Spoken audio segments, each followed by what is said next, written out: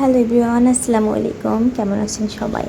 চলুন আজকে আপনাদের সাথে আমাদের মেয়েকে কেন্দ্র করে একটা ঘটনা আপনাদের সাথে শেয়ার করি। অবশ্যই ভালো লাগবে। পাত্রসহ 4-5 জন আছে কনে দেখতে। কনের নাম, বাবার নাম, ভাই বোন সব জিজ্ঞানোর পরে তাদের প্রশ্ন ছিল এরকম: তুমি তো অনার্সে পড়ো, তাই না? জি। কানাকানি চলছে তাদের মধ্যে। তুমি নিউজ পেপার পড়ো? জি, পারি। কিছুক্ষণ কানাকানি করে আবার, আপা আপনি কোরআন পড়তে পারেন? জি, পারি। আচ্ছা আপু, আপনি বলতে পারবেন প্রথম আলোতে যিনি রাশিফল লিখেন তার নাম কি? জি, কাউসার আহমেদ চৌধুরী। মা, তুমি বান্না করতে পারো? আমাকে কখনো রান্না করতে দেননি, তবে আমি পারি। মাশাল্লাহ মাশাল্লাহ, এখনকার মেয়েরা তো আবার কিছুই পারে না। তা মা, শাড়ি কি তুমি নিজে পরেছো নাকি অন্য কেউ পরিয়ে দিয়েছে? জি, আমি নিজেই পরেছি। তুমি একটু এদিকে এসো, বসো তো মা, আমার পাশে আসো। তুমি কি তাকাতে লজ্জা পাচ্ছ? তাকাও তো এদিকে। আমরাই গোমা, শরম পাওনের কিছু নাই। তুমি হাতের কাজ কিছু পারো?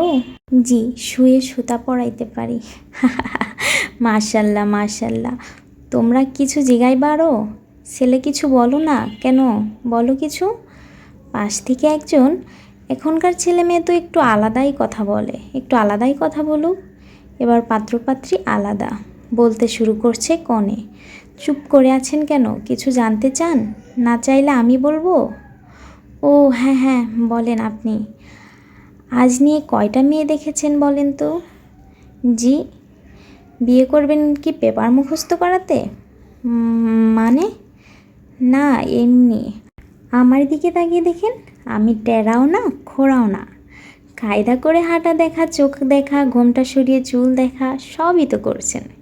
এখন আপনি হাঁটেন, আমি দেখব। কি কি বলতেছেন আপনি এইসব? কি বলতেছি শুনছেন না? সুই দিয়ে কান ছিদ্র করতে হবে? আপনার শার্ট প্যান্ট কি আপনি পরছেন নাকি অন্য কেউ পরিয়ে দিয়েছে?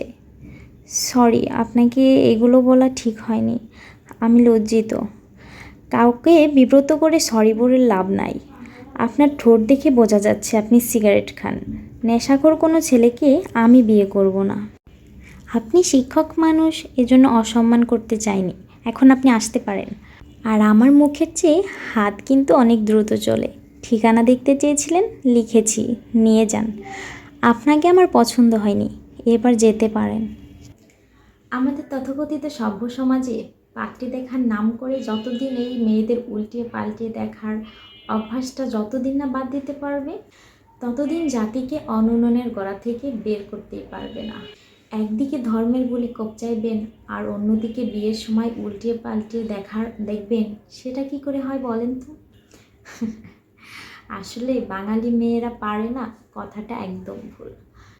সময়ের দাবিতে অনেক সময় ভীতু মেয়েরাও সোচ্চার হয়ে ওঠে, কথাটা মনে রাখবেন। ধন্যবাদ সবাইকে। আমার এই গল্পটা কেমন লাগলো অবশ্যই সবাই কমেন্ট করে জানাবেন। আল্লাহ হাফেজ।